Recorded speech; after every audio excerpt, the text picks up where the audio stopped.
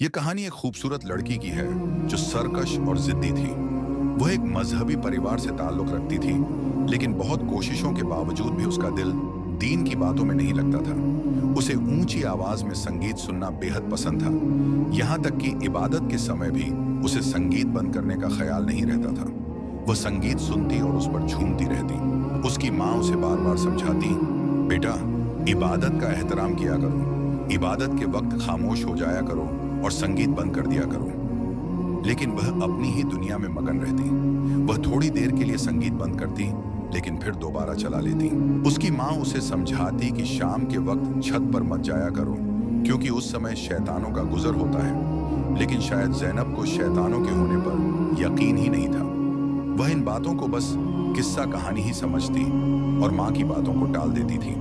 माँ के मना करने के बावजूद वह अक्सर मगरिब के वक्त छत पर डूबता सूरज देखने जाया करती थी। उसे लगता था कि उसकी माँ उसे जरूरत से ज्यादा ही टोकती है, इसीलिए वह उनकी बातों को अनसुना कर देती थी। उसकी माँ हमेशा उसे दीन के करीब रहने की ताकीद करती थी, लेकिन वह लड़की एक भी बात नहीं सुनती थी। एक दिन जब वह ट्यूशन जाने के लिए घर से निकल रही थी, तो उसकी माँ ने उससे कहा, बेटा, आयतुल कुर्सी पढ़कर निकला करो, अल्लाह की हिफाजत होती है। लेकिन उस लड़की ने माँ की बात पर ध्यान ही नहीं दिया और मोबाइल देखते हुए बाहर निकल गई। शाम को जब उसकी ट्यूशन से छुट्टी हुई, तो वह फिर कानों में हैंड्स फ्री लगाकर संगीत सुनने लगी और घर की तरफ निकल पड़ी। रास्ते में कब एक कब्रिस्तान आया, उसे कुछ खबर ही नहीं हुई। जैसे ही वह कब्रिस्तान के पास से गुजर रही थी, अचानक उसके पास किसी की कॉल आई और जोर से एक गाना बज उठा, जो उसकी रिंगटोन थी। फोन सुनते ही उसने अचानक एक धुआं महसूस किया, जो उसे आहिस्ता आहिस्ता अपनी लपेट में लेने लगा। साथ ही एक बहुत तेज खुशबू ने हवा को महका दिया। उसने फौरन फोन बंद किया, ये देखने के लिए कि अचानक क्या हो रहा है। ये कैसी खुशबू थी, ये कैसा धुआं था जो उसके आसपास फैलता जा रहा था। अभी उसके ज़हन में ये सब सवाल पैदा हो ही रहे थे कि अचानक किसी ने उसका नाम पुकारा, ज़ैनब। उसने पीछे मुड़कर देखा, लेकिन धुएं में कुछ नजर नहीं आया। उसने इसे अपना वहम समझकर टाल दिया और आगे बढ़ गई। कुछ कदम और चलते ही उसे फिर से आवाज आई, ज़ैनब। इस बार ज़ैनब वाकई चौंक गई। यह मेरा वहम नहीं हो सकता, किसी ने वाकई मेरा नाम पुकारा। इस बार उसने पीछे मुड़कर देखने के बजाय फौरन भागना शुरू कर दिया। जैसे ही वह भागी, वह धुआं उसका पीछा करने लगा, यहां तक कि अब ज़ैनब को सांस लेने में भी दिक्कत होने लगी। तभी किसी आदमी की जोर जोर से हंसने की आवाज सुनाई दी, जैसे वह उसे परेशान करके खुश हो रहा हो। ज़ैनब को ऐसा लगने लगा कि आज उसका घर बहुत दूर हो गया है और शायद वह कभी वहां तक नहीं पहुंच पाएगी। उसकी हिम्मत जवाब देने लगी और वह जोर जोर से रोने लगी, लेकिन वह मर्दाना हंसी अब भी और ऊंची और खौफनाक होती जा रही थी। भागते भागते ज़ैनब पूरी तरह थक चुकी थी, लेकिन घर जैसे उससे दूर ही होता जा रहा था। हिम्मत जुटाकर उसने उस हंसती हुई आवाज से पूछ ही लिया, कौन हो तुम और मुझे क्यों परेशान कर रहे हो? Double asterisk. यह कहते ही अचानक ज़ैनब मुंह के बल जमीन पर गिर पड़ी, जैसे किसी ने उसके पैर खींचकर उसे जमीन पर पटक दिया हो। अगले ही पल उसने खुद को कीचड़ में लथपथ पाया। उसके कपड़े, बैग सब कीचड़ में डूब चुके थे। उसे समझ नहीं आ रहा था कि उसके साथ आखिर हो क्या रहा है। रात और यह रास्ता दोनों उसके लिए खत्म ही नहीं हो रहे थे, और अब वह मर्दाना आवाज पहले से भी ज्यादा तेज होकर हंस रही थी, जैसे उसे इस खेल में बहुत मजा आ रहा हो। ज़ैनब के साथ यह सब पहली बार हो रहा था। उसे कभी भी इन चीजों पर यकीन नहीं था, लेकिन आज जो उसके साथ हो रहा था वह बेहद अजीब और खौफनाक था। अब ज़ैनब मदद के लिए जोर जोर से चिल्लाने लगी, मगर उसे ऐसा लग रहा था कि उसके आसपास से गुजरने वाले लोग उसे सुन ही नहीं पा रहे, जैसे वह किसी बंद कमरे में अकेली चीख रही हो। वह धुआं अब भी उसे अपनी गिरफ्त में लिए हुए था। ज़ैनब को समझ नहीं आ रहा था कि वह अब क्या करे जिससे इस कैद से बाहर निकल सके। अचानक उसके कानों में उसकी माँ की आवाज गूंजी, ज़ैनब, घर से आयतुल कुर्सी पढ़कर निकला करो, अल्लाह की हिफाजत होती है। ज़ैनब ने फौरन आयतुल कुर्सी पढ़ने की कोशिश की, मगर यह क्या, वह पढ़ने से कासिर थी। उसकी जुबान उसका साथ नहीं दे रही थी। यह सब उसके लिए एक भयानक ख्वाब जैसा था, जो अब खत्म होने का नाम ही नहीं ले रहा था। फिर एक बार वही आवाज, ज़ैनब अब इस काबिल नहीं थी कि वह मुड़कर देखे कि आखिर उसके पीछे कौन है जो उसका पीछा कर रहा है, लेकिन इस बार जैनब ने हिम्मत जुटाकर पीछे देखा, मगर वहां धुएं के सिवा कुछ भी नहीं था। जैसे ही उसने दोबारा सामने की तरफ मुंह किया, वह दंग रह गई। धुएं में लिपटा हुआ एक खौफनाक सुर्ख रंग का वजूद उसके सामने खड़ा था। उसकी दहकती हुई सुर्ख आंखें और खून जैसे लाल बाल। जैनब ने इतना भयानक चेहरा पहले कभी नहीं देखा था। खौफ के मारे उसकी चीख निकल गई, मगर अगले ही लम्हे वह वजूद धुएं में गायब हो गया। अब जैनब ने अपनी कांपती हुई आवाज में आऊद बिल्लाह पढ़ना शुरू कर दिया और लगातार यही पढ़ती जा रही थी, साथ ही तेजी से भागती जा रही थी। अगले ही लम्हे उसने महसूस किया कि वह धुआं दूर होता जा रहा है और वह अजीब सी खुशबू भी अब हल्की हो रही है। उसे उम्मीद की एक किरण नजर आई, जैसे कोई उसकी हिफाजत के लिए पहुंच गया हो। अब उसके अंदर भागने की ताकत वापस आ चुकी थी। चंद ही लम्हों में वह अपने घर के सामने खड़ी थी। ये मंजर देखने को वह तरस गई थी। वह दौड़कर दरवाजे तक पहुंची और जोर जोर से रोते हुए चिल्लाने लगी, अम्मी दरवाजा खोलो, अम्मी दरवाजा खोलो। उसकी अम्मी दौड़कर आई और दरवाजे पर जैनब को इस हाल में देखकर बेहद परेशान हो गई। क्या हुआ जैनब, ये सब किसने किया? वह यह सब पूछ ही रही थी कि जैनब उनकी बाहों में ही बेहोश होकर गिर पड़ी। अम्मी ने घबराकर जैनब को संभाला, दरवाजा बंद किया और उसे बिस्तर पर लिटा दिया। फिर उन्होंने उसके चेहरे पर पानी के छींटे मारे और उसे होश में लाने की कोशिश की। जैसे ही जैनब को होश आया, अम्मी ने अल्लाह का शुक्र अदा किया। उन्होंने जैनब को पानी पिलाया और कहा, जाओ कपड़ों पर जो कीचड़ लगा है उसे साफ करके बदल लो। जैनब ने अपने गीले कीचड़ में सने हुए कपड़े बदले और वापस अम्मी के पास आई। अब बताओ हुआ क्या था? उसका चेहरा जर्द पड़ चुका था, सांस फूली हुई थी और आंखों में खौफ साफ झलक रहा था।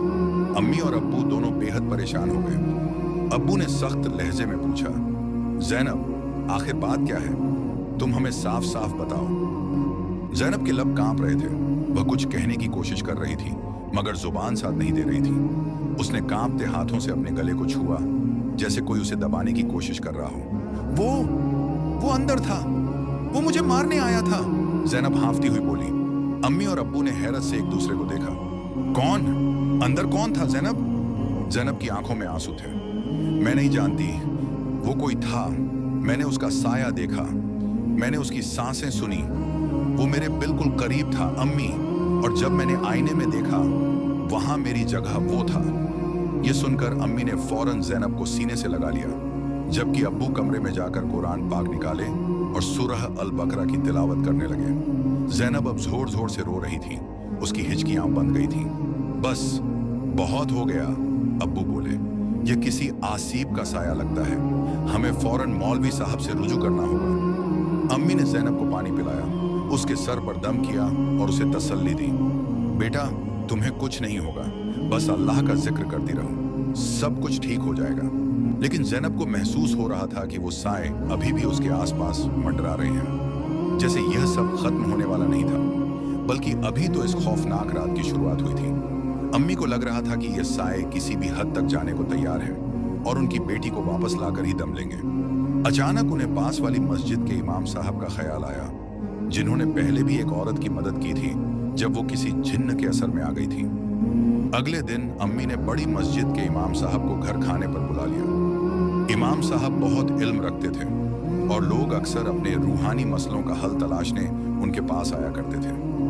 इमाम साहब से इन लोगों के काफी अच्छे ताल्लुकात थे और वे उनके दूर के रिश्तेदार भी थे। जैसे ही इमाम साहब घर में दाखिल हुए, उन्होंने एक अजीब सी बदबू महसूस की। ये बदबू कैसी है? ऐसी बदबू तो मुर्दा घर से आती है, इमाम साहब ने कहा। पूरे कमरे में सन्नाटा छा गया। इमाम साहब ने पूछा, ये सब कब से हो रहा है? अम्मी ने बताया, 2 दिन से। इमाम साहब बोले, अच्छा तो इन 2 दिनों में जो कुछ भी हुआ है वह सब मुझे तफसील से बताओ। अम्मी ने उन्हें सारी बात तफसील से बता दी। इमाम साहब का चेहरा संजीदा हो गया और वह परेशानी में पड़ गए। इमाम साहब समझ गए थे कि जैनब से अनजाने में कोई गलती हो गई है और उसने किसी काली ताकत को परेशान कर दिया है जो अब उसे तंग कर रही है। उन्होंने जैनब को पास बुलाकर समझाया, बेटा जब भी कभी कब्रिस्तान से गुजरो तो फौरन आयतुल कुर्सी पढ़कर अल्लाह की पनाह में आ जाया करो। कब्रिस्तान में बहुत सी दूसरी मखलूकात भी आबाद होती हैं, इसीलिए उनसे अल्लाह की हिफाजत मांगनी चाहिए। ये कहकर इमाम साहब ने अगले दिन फिर आने का वादा किया और घर से रुखसत हो गए। उस रात का गुजरना पूरे घर वालों के लिए बहुत मुश्किल हो गया। ज़ैनब जहां भी जाती, जो भी करती, वो शैतानी ताकत उसका पीछा करती। डर के मारे ज़ैनब ना सो सकी, ना कुछ खा पी सकी। पूरे घर वालों ने पूरी रात जागकर ज़ैनब के पास बैठकर कुरान की तिलावत की और सुबह होने का इंतजार करने लगे। अगले दिन इमाम साहब, जैसा कि तय था, अपने 2 शागिर्दों के साथ घर तशरीफ लाए। अब ज़ैनब की हालत पहले से भी ज्यादा खराब हो चुकी थी और वह बेहोश बिस्तर पर पड़ी थी। उसने कई दिनों से कुछ नहीं खाया था।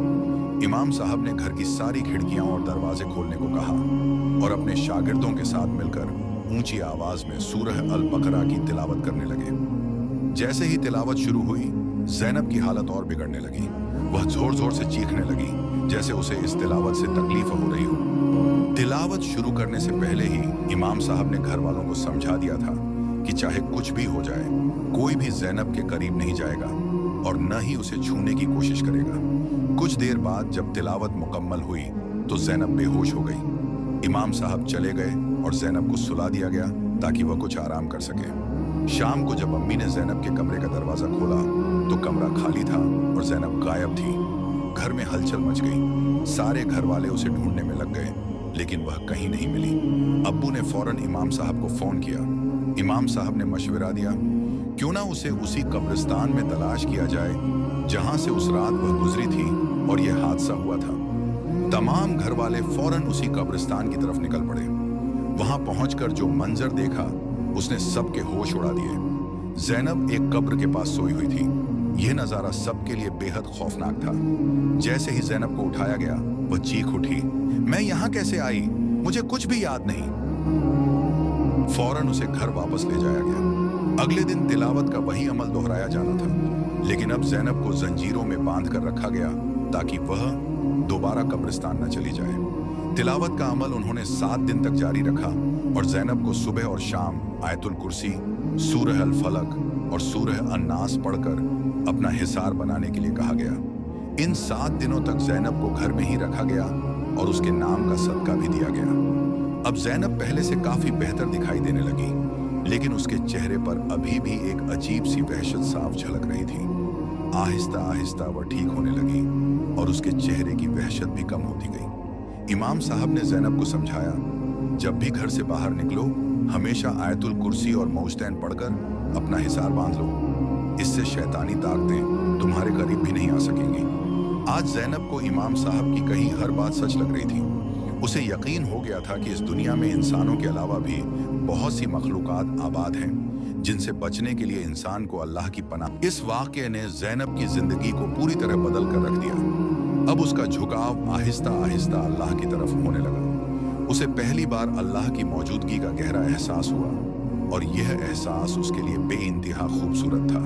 अब वह लंबे सजदे करने लगी और शुक्र अदा करने लगी कि वह उस खौफनाक हालत से बाहर आ चुकी है। वह घंटों इबादत में मशगूल रहती, जैसे अल्लाह से मुलाकात कर रही हो। हिसार बांधने और इबादत की बरकत से अब ज़ैनब की हिफाजत होने लगी और वह शैतानी ताकतें उसे छोड़ने पर मजबूर हो गई। अब ज़ैनब पूरी तरह उस बुरे जिन के असर से आज़ाद हो चुकी थी और एक नॉर्मल जिंदगी गुजार